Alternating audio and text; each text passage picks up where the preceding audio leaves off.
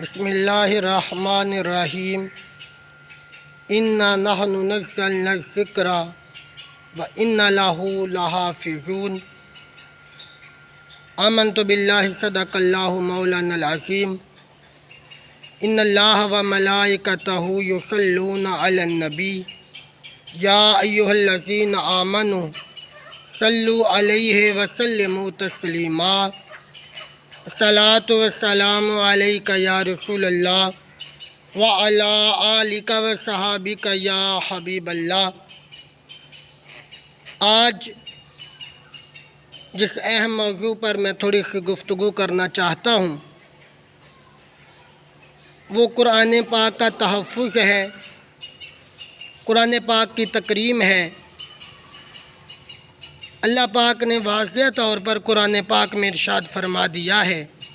بے شک ہم نے ہی اس قرآن کو نازل کیا ہے اور بے شک ہم ہی اس کی حفاظت کرنے والے ہیں۔ جب بھیجنے والے نے یہ مسودہ ہم تک بھیجا ہے تو اس کو ہر چیز کا علم تھا کہ کیا ہونے والا ہے، کیا ہوگا اور آگے کیسی امت آئے گی، وہ اس کی حفاظت بھی کر پائے گی کہ نہیں کر پائے گی، کیونکہ سابقہ کتابوں پر اگر ہم نگاہ دورائیں تو ایک بات نظر آتی ہے کہ قوموں نے اپنی دی ہوئی کتابوں پر جو اللہ کی طرف سے آئی تھیں ان کی حفاظت نہیں کی تھی اور ترمیم کر دی، اپنی مرضی کے احکامات نازل کر لیے، احکامات اس میں ایڈ کر لیے، شامل کر لیے، اور خود کو جو کام ان کو مشکل لگتا تھا اس کو تبدیل کر کے انہوں نے اپنے لیے آسانیاں پیدا کر لیں اور اللہ کی بتائی ہوئی بات کو اپنی مرضی میں کنورٹ کر کے تو اس پر عمل کرنا شروع کر دیا۔ اب یہ قرآن کا یہ اعجاز ہے کہ اللہ پاک نے اس کی حفاظت کا ذمہ بھی خود لیا ہے، اس میں کوئی زبر، کوئی زیر، کوئی پیش کچھ بھی چینج نہیں کر سکتا، الفاظ چینج کرنا تو بڑی دور کی بات ہے۔ اب دیکھنا یہ ہے کہ حالیہ واقعے میں